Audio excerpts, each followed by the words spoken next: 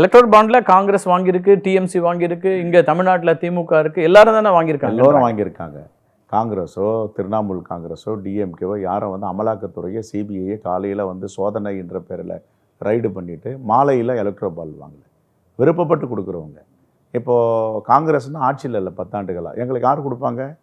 இந்த கட்சி இந்த நாட்டிற்கு தேவை, இந்த தேசத்திற்கு தேவைன்னு விருப்பப்படுறவங்க கொடுப்பாங்க. இப்போ 7.5 லட்சம் கோடி இழப்பீடு அல்லது எலக்ட்ரல் பாண்ட்ஸில் இந்த மாதிரி முறைகேடுகள் நடந்திருக்கு அப்படின்னா எதுவுமே வழக்காக உங்களால் போட முடியலையா? அவங்க என்ன சொல்கிறாங்க, யூபிஏ 2ல் இருக்கக்கூடிய முறைகேடுகள் எல்லாம் நாங்கள் வந்து நீதிமன்ற வழக்குகளாக வந்துச்சு, எங்கள் மேலே அப்படி ஒரு குறையை சொல்கிறதுக்கு என்ன இருக்குது 10 ஆண்டுகள்னு கேட்குறாங்க.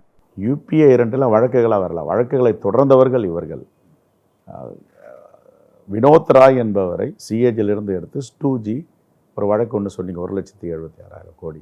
அந்த கடைசியில் முடிவு என்னாச்சு? நீதிபதி என்ன சொன்னார்? சைனி, நான் காத்துட்டு இருந்தேன், ஒரு தகவலை கூட கொடுக்கறதுக்கு வரல, உண்மையை சொல்லலை, அதனால் இந்த வழக்கை நான் தள்ளுபடி செய்கிறேன். ஒரு ஆதாரமும் கொடுக்கல. அப்போது நீங்கள் வந்து சோதனை பண்ணீங்க, சிறைப்படுத்தினீங்க ராஜா அவர்களை, கனிமொழி அவர்களை.